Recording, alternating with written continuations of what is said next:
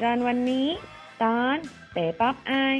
น้องเต๋คาดว่าจะโดนรถชนจนขาติดเชื้อขาโตเป็นป๊อปอายเลยน้องไม่ยอมให้จับตามน้องมา2 วันแล้ว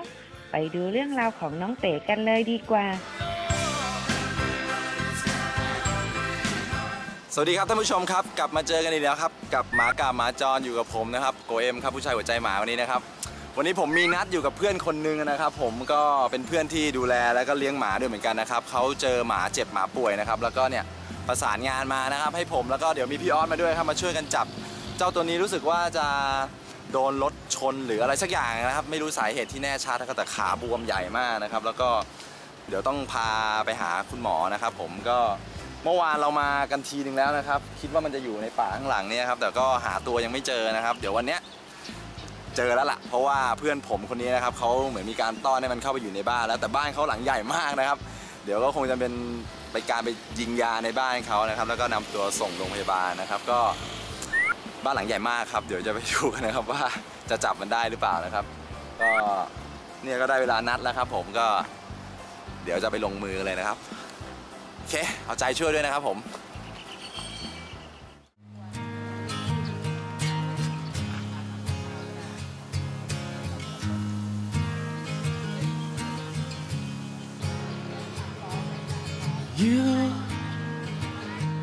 Do you remember me แถวนี้ใช่ไหมครับ like I remember you ตัวตกท่อ Do you spend แล้วก็เห็นแถวนี้ เริ่มมีคนบอกว่าเห็นตัวเจ้าขาเจ็บตัวนี้แล้วนะครับแต่ว่าเนี่ยพี่เขาบอกว่ามันขาเจ็บแล้วก็ตกท่อด้วยครับก็คงจะเกิดจากอาการบาดเจ็บเนี่ยแหละครับ alone I hate being on my own ครับอย่างที่บอกนะครับผมมีนัดอยู่กับเพื่อนคนหนึ่งนะครับเพื่อนคนนี้ก็อาจจะไม่ค่อยได้เจอกันแต่รู้ข่าวว่าเขาเนี่ยรักสัตว์มากแล้วก็นี่ครับมาเจอเขาคนนี้นะครับผมสวัสดีครับมิตรสบายเลยสวัสดีครับก็อย่างที่บอกครับมิตรอ่ะโทรมาบอกเราว่าหมามันบาดเจ็บมันเป็นอะไรมามิตรแถวนี้มันก็เยอะหลายตัวเพราะหมาข้างถนนแล้วแบบบิ๊กว่าซอยในรถค่อนข้างวิ่งเยอะแล้วด้วยประชากรหมาหน้าบ้านมันเยอะขึ้นเรื่อยๆมันก็เลยต้องมีบ้างแหละบางตัวที่มันจะต้องเคราะห์ร้ายโดนรถชนตัวนี้มันน่าจะโดนรถชนใช่ปะว่านะเพราะตอนแรกมันก็คือเหมือนกับมันก็เป็นแผลแล้วมันก็กระเพกแล้วมันโอเคคือมันก็ยังน่ารักมันก็ยังวิ่งเล่นอารมณ์มันก็ยังเหมือนเดิมอย่างกับได้จับได้เล่นป่ามาให้อาหารหมาอายุประมาณเท่าไหร่เนี่ยแก่ยังไม่แก่นะใช่ไหมพี่ยะไอ้เป๋น่าจะประมาณถึงปีละปีน่าจะปีกว่าน่าจะเป็นปีนะน่าจะเป็นปีแหละ2-3 ปีนะตอนนี้เดี๋ยวก่อนตอนนี้หมาคิดว่ามันแก่กว่าไอ้เสือหรือเปล่ามันอาจจะแก่กว่าตอนนี้คืออย่างที่บอกเมื่อวานเราหาตัวไม่เจอเลยครับพี่ยาก็ช่วยด้วยแล้วก็ตอนนี้หมาน่าจะอยู่ในบ้านนี้แล้วใช่ไหมก็คือต้อนเข้ามาก็บอกแล้วหมานี่เป็นหมากลางคืนนะคะมันจะเวลาแดดร่มถึงจะออกเมื่อคืนฝนตกบอกไม่ได้ต้องออกมาแน่เลยฝนตกแต่เองไม่ต้องรีบไปใช่ครับก็เดี๋ยววันนี้จะทำงานกันอีกครั้งนะครับโดยที่เดี๋ยวให้พี่ออสเนี่ยมาจับแต่ว่าบ้านมิดใหญ่มากแล้วก็ใหญ่แต่เขือนะคะมันใหญ่มากแล้วก็เดี๋ยวเราจะลองดูนะครับรู้สึกว่าตอนนี้มันแอบซุกตัวอยู่ใช่ปะมันได้ทำโพรงเหมือนกระรอกไปแล้วค่ะมันก็จะอยู่ใต้ถุนบ้านเป็นโพรงของที่ลุ้มหลบภัยของเขาเดี๋ยวผมจะขอลองไปดูตรงโพรงนั้นแหละแล้วก็ถ้ามันปิดรูได้เดี๋ยวอาจจะปิดรูก่อนนะครับเหมือนที่เคยทำแล้วก็เนี่ยพี่ออสกำลังมานะครับก็แล้วก็ไม่รู้ว่ามันจะเจอตัวมันด้วยหรือเปล่านะครับว่าไม่น่าจะลึกอาจจะเจออย่างอื่นแทนมีอย่างอื่นอยู่ด้วยโอเคไม่เป็นไรเราเคยเจอกันมาบ้างอยู่แล้วนะครับก็เดี๋ยวลองดู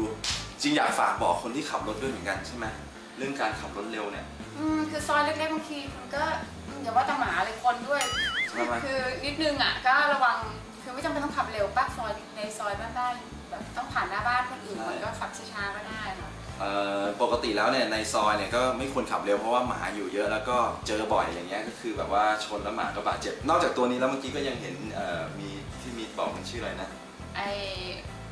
ขาเจ้าแบะใช่ไหมอันนั้นก็โดนรถชนจนแบบขามันแบะมันก็ค่อยๆหายตอนหลังๆไม่เจอเขานานแล้วเขาเริ่มไปอยู่ท้ายซอยเขาอาจจะโดนหมาตัวอื่นลุมหรือเปล่าแต่เขาแก่กว่าเพื่อนแล้วก็ดูหลังๆเขาผอมช่วยเขาได้อีกตัว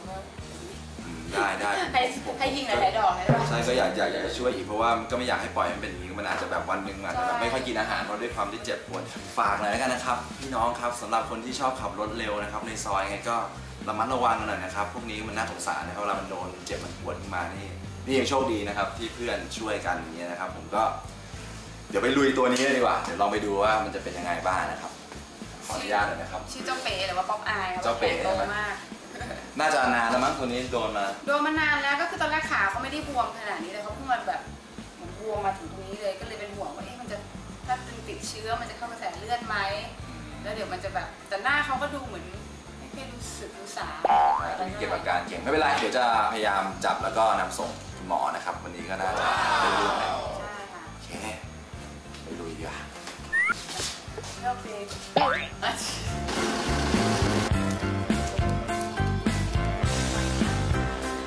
เดินเข้าไปมันต้องเตลิดแน่เลยอะก็เมื่อกี้เดินตามมิตรเข้ามานะครับถึงตรงบริเวณข้างบ้านนะครับที่แบบว่ามันมาหลบอยู่นะครับก็เห็นตัวแล้วแต่ผมยังจริงๆมันเป็นรูที่มันอาจจะแบบวิ่งหนีหลบเข้าอีกได้นะครับก็ยังไม่อยากจะเข้าใกล้มันมากนะครับ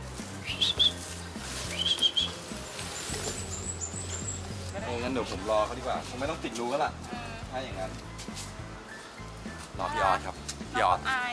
เร็วๆนะพี่ ย้อนอ่ะ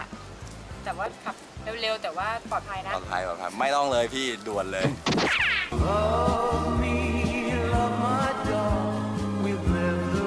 ช่วงหน้า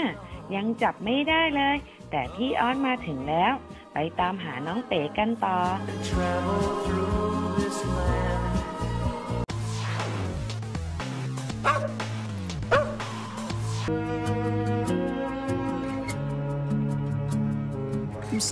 เนี่ยกำลังประกบหมาอยู่เนี่ยมัน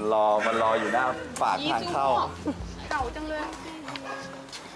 โอเคครับครับก็นี่ผมคุยอยู่กับพี่ออสนะครับผม นี่เป็นคน มาสายนี่พี่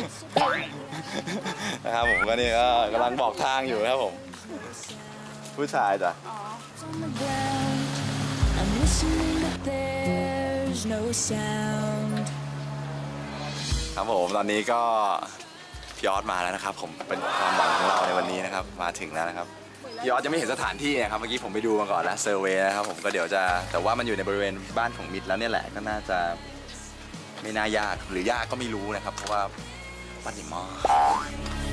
I want you to take me by the hand, take me somewhere new. I don't know who you are, but I'm with you. I'm with you.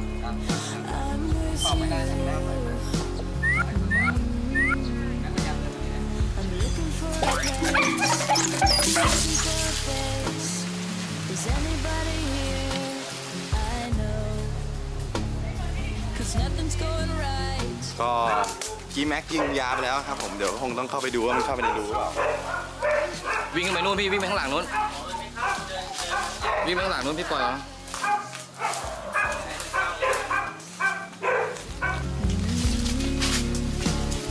I'm looking for a place. I'm searching for a face. Is anybody here? I know.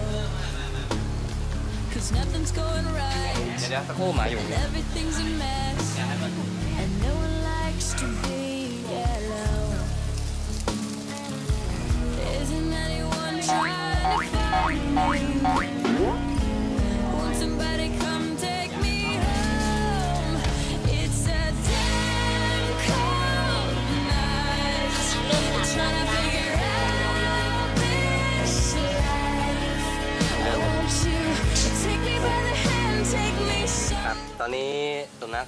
ที่เขาได้รับบาดเจ็บตรงขาครับตอนนี้ยาเริ่มออกฤทธิ์แล้วทำให้เขามีปฏิกิริยาในการที่จะสำลักออกมานะครับเดี๋ยวอีกสักครู่เดี๋ยวจะเอาเข้ามาตรวจดูบาดแผลว่าเขาเกิดจากรถเหยียบหรือเกิดจากการโดนตีครับ I want you to take me by the hand, take me somewhere new. I don't know who you are, but I'm with you. ขับรถขับลานะครับพี่น้องครับก็ระวังกันหน่อยนะครับผมก็นี่ครับ เป็นไปได้ตรงที่ว่าเขานอนตามใต้ท้องรถแล้วรถเขาออกแล้วเขาไม่ได้ดูครับอาจจะเหยียบแผลเกิดบาดแผลเล็กน้อยหรืออะไรทำให้เกิดการแบบติดเชื้อบวมเพราะไม่ได้กินยาแก้อักเสบ ครับอย่างที่พี่ออสบอกนะครับจริงๆตามลานจอดรถอะไรนะครับที่มีหมาเยอะๆนี่เจอบ่อยเลยนะครับหมาเข้าไปนอนยังไงก่อนสตาร์ทรถหรือออกรถก็ก้มดูหรืออะไรมองซะหน่อยบางทีอาจจะเป็นลูกหมาหรืออะไรอย่างเงี้ยครับที่เรามองไม่เห็นนะครับก็ระมัดระวังกันหน่อยนะครับสงสารกันนะครับ Nights trying to figure out this life. Won't you take เป๊ะเป๊ะเป๊ะเป๊ะลูกใจเย็นนะลูกนะ ดูฟันเขาเลยครับแหลม หมารุ่นอ่ะพี่ เดี๋ยวจะให้ดูต่อไปนะครับมัดตาให้หน่อย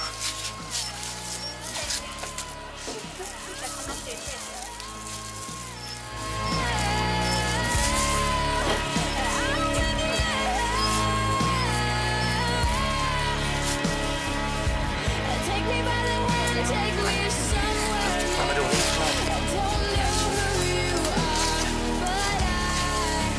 I เห็นที่เอา ค แล้ รั ว บนี่เนื่องจากเขาเป็นสุนัขจรนะครับก็จะมีเห็บหมัดเยอะมาก ใช่โปรเทคในบ้านอย่างนี้ โอ้เขาฝ่าเท้าหายไปเลยพี่ ครับตอนนี้ก็คือข้อเท้าเขาอะครับไม่มีแล้ว ก็คือแผลตอนนี้ติดเชื้อนะครับก็เดี๋ยวให้คุณหมอดูแต่ว่าให้คุณหมอเขาดูอีกทีนึงคือไม่สามารถกันใจได้ว่าตัวนี้จะต้องตัดขาหรือยังไง น่าจะเดี๋ยวให้เขาตอนได้เลย ก็คงจะต้องทำพวกเห็บหมัดทำวัคซีนอะไรก็เบ็ดเสร็จครับ take me home. It's that damn cold nights. Trying to figure out this life. Won't you take me by the hand, take me somewhere?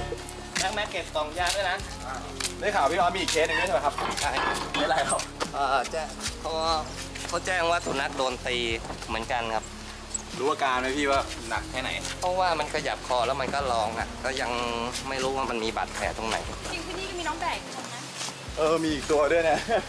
เป็นไรอ่ะ ก็น่าจะ ก็ด้านนี้มา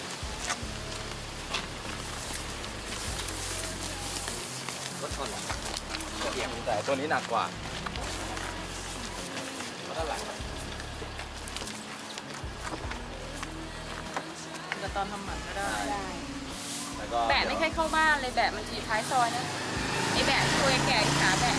ไม่ต้องห่วงเดี๋ยวเราส่งข่าวว่ามันเป็นยังไงอะไรยังไงบ้าง ได้เดี๋ยวไปเยี่ยม ก็โอเคครับวันนี้ก็แกก็จับเจ้าเป๋ไม่ได้แล้วเห็นจากอาการก็น่าจะร้ายแรงอยู่เหมือนกันนะครับ เนี่ย อาจจะไม่รู้ต้องตัด รถ ขา เมื่อกี้อย่าขับเร็วอย่างนั้นนะคะอยู่ในซอยเล็กๆจะขับเร็วไปทำไม ใช่อย่างที่มิตรบอกนะครับ เห ก็ นียวเลย หมามันเยอะด้วยนะครับ หรือบางทีจะออกจากที่จอดอะไรก็ลองก้มดูใต้ท้องรถตามล้อก่อนนะอาจจะมีลูกหมาหรือหมานอนอยู่อะไรเงี้ยก็สงสารมันนะครับมันต้องใช้ชีวิตมันเป็นมานานแล้วด้วยใช่ไหม จับไม่ได้นะไม่งั้นก็พาไปนานแล้ว ปรับกรรมนะครับปรับกรรมนะครับผมอยาครับ ใช่ โอเคงั้นวันนี้ขอลามิตรไปก่อน ขอบคุณมากเพื่อน ไม่เป็นไรเพื่อน เจอกันพี่ขอบคุณมาก ขอบคุณครับ แล้วเดี๋ยวส่งข่าวครับ ก็บอกด้วยเดี๋ยวไปเยี่ยม ขอบคุณมากครับพี่ครับ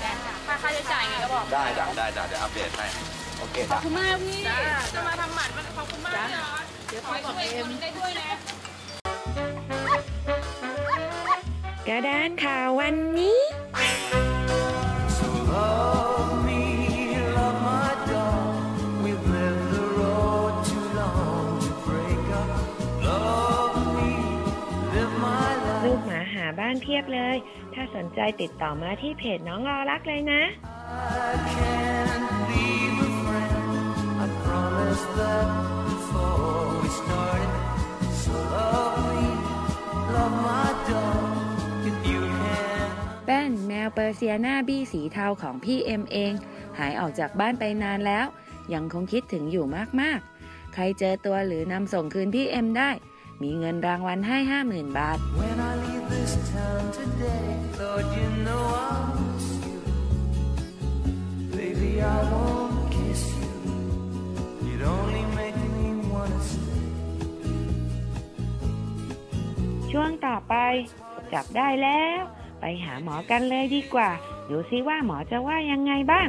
Guess I'm just alone.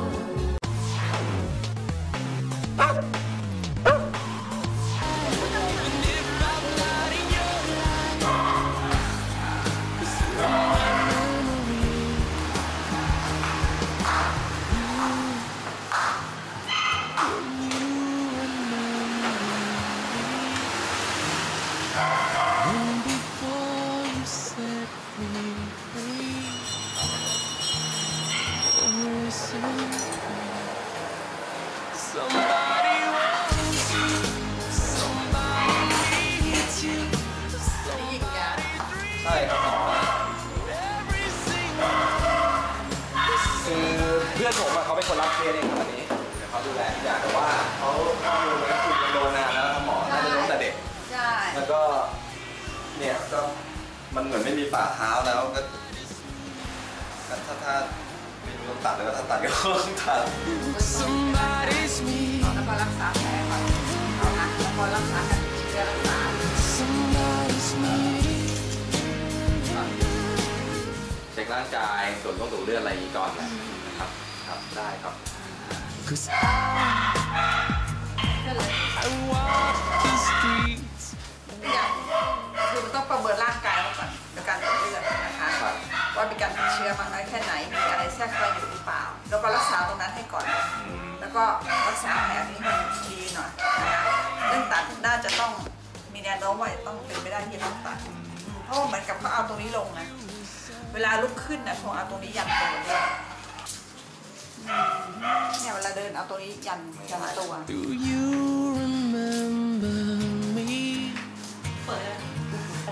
Like I remember you. Do you spend your life going back in your mind to that time? 'Cause I walk the เก็ street. บหมัดนะครับก็สนุกมากเลยนะครับการถอนครับว่างๆก็เห็บหมัดนี่เป็นพาหะของพยาธิเม็ดเลือดด้วยนะครับนี่ไม่รู้จะเป็นด้วยป่ะครับหมอเยอะอย่างนี้เลี้ยงหมาเลี้ยงแมวก็อย่าลืมเรื่องนี้นะครับเรื่องเห็บหมัดนะครับต้องระวัง You were somebody. นี่ครับเมื่อกี้ที่เห็นไปก็คือเจ้านาดีนะครับก็จากมูลนิธิเดอะวอยซ์นะครับของพี่เก๋ก็ช่วยไว้ก็อยากให้เห็นนะครับว่าหมาที่ตัดขาแล้วนะครับบางทีมันก็ใช้ชีวิตต่อไปได้นะครับก็อย่างเจ้านาดีที่โดนตัด2 ขาหลังเลยนะครับก็นี่ได้บ้านแล้วด้วยนะครับก็เป็นโชคดีของเจ้านาดี ส่วนเจ้าเป๋นี่นะครับที่วันนี้ผมพามานะก็คิดว่าน่าจะถ้าไม่ต้องตัดขาได้ก็โอเคไปแต่ถ้าต้องตัดก็ใช้ชีวิตต่อได้ครับก็เป็นผลดีกับมันด้วยนะครับในเรื่องของอนาคตก็ต้องดูนะครับว่าหมอจะวินิจฉัยยังไงครับน่ารักไหมล่ะแล้วอีกข้อหนึงนะของหมาพิการนะครับที่เห็นผลมาบ่อยๆนะครับก็มันจะมีความขี้อ้อนนะครับแล้วก็โชว์ความแบบว่าขี้อ้อนนะครับมันก็น่ารักอีกแบบนึงก็ต้องสัมผัสจะรู้ That isn't lost, 'cause you're always right here in my heart. Somebody wants you, somebody needs you, somebody dreams about you every single night. Somebody can't breathe without you, it's lonely. Somebody. ก็ตอนนี้เป็นที่อะไรที่หายห่วงนะครับผมก็ถึงมือหมอแล้วนะครับสำหรับเจ้าเป๋ตัวนี้นะครับก็ตอนนี้เดี๋ยวคุณหมอก็อาจจะมีการตรวจเลือดนะครับเพื่อเช็คสุขภาพโดยรวมของเป๋นะครับว่าอาจจะเป็นพยาธิเม็ดเลือดหรือเปล่าหรือมีโรคอะไรแทรกซ้อนหรือเปล่านะครับเกี่ยวกับเรื่องสุขภาพร่างกายเขาแล้วก็คงต้องทำการเอ็กซเรย์ด้วยอีกทีนึงครับแล้วก็ถ้ามันหมอพิจารณาแล้วว่าต้องตัดขาก็คงต้องตัดแต่ก็ทีนี้ก็ต้องดูเรื่องสุขภาพก่อนว่าพร้อมแค่ไหนนะครับก็ดีกว่าอยู่ตรงนั้นนะครับแล้วก็เอาใจช่วยกันนะครับว่าให้เขากลับมาหายดีขึ้นนะครับแล้วก็เดี๋ยวทำการหาบ้านต่อไปหรือถ้าไม่ได้บ้านก็คิดว่ามิตรก็คงจะดูแลต่อไปอยู่แล้วนะครับทีนี้ก็หายห่วงนะขอบคุณคุณหมอขอบคุณพี่ออฟด้วยครับเมื่อกี้ที่มาช่วยกันจับนะครับแต่ก็ตอนนี้ก็ผมต้องขอลาไปก่อนด้วยนะครับกับหมาจรเทปนี้นะครับก็หมดเวลาแล้วครับก็ติดชมรายการนะครับก็เข้ามาที่เพจนี่ครับหมาจรได้เลยนะครับแล้วก็อีกเรื่องนึงครับสำหรับการหาบ้านแล้วก็จะรับหมาไปเลี้ยงสักตัวนะครับก็ดูก่อนว่าคุณมีความพร้อมแค่ไหนนะครับก่อนที่จะเลี้ยงสุนัขหรือแมวสักตัวก็เข้ามาที่เพจตอรักได้นะครับนี่ผมก็จะมีการแชร์หาบ้านน้องหมาน้องแมวอยู่เรื่อยๆนะครับแล้วก็ในส่วนของ GoM Family นี่ก็เข้ามาดูได้นะครับกุญแจพิงกี้นี่ก็ยังจำหน่ายแล้วก็หารายได้ช่วยหมาอยู่นะครับไม่หักรายได้อะไรเลยนะครับแม้แต่แดงเดียวนะครับช่วยหมาหมดเลยไงวันนี้ก็ต้องขอลาไปก่อนนะครับกับหมาจรนะครับผมโชคดีครับสวัสดีครับ เลยต้องมาอดอยากต้องมาทำตากลมคอยวิงวอนผู้คนให้อาหารส คอยแย่งกันแม้บางวัน ก็มันก็มีความสุขดีนะครับ ถ้าเราเลี้ยงแบบว่าให้ความรักเอาใจใส่เขานะครับ ก็ไม่ได้ยากอะไรเลยนะครับ ก็บางทีมีการหาบ้านของพวกอาสาที่เอาหมาพิการมาหาก็ลองเปิดใจกว้างนะครับอาจจะแบบมันก็มีความน่ารักไปอีกแบบนะครับผมก็ลองกับเราไปเลี้ยงดูนะครับผม ก็โดนรถชนใครจะสนพวกเราจึง กันใหม่สัปดาห์หน้ากับสิ่งเล็กๆ ที่ยังรอคอยความรักจากคุณ โปรดเมตตาเพื่อเข้าใจ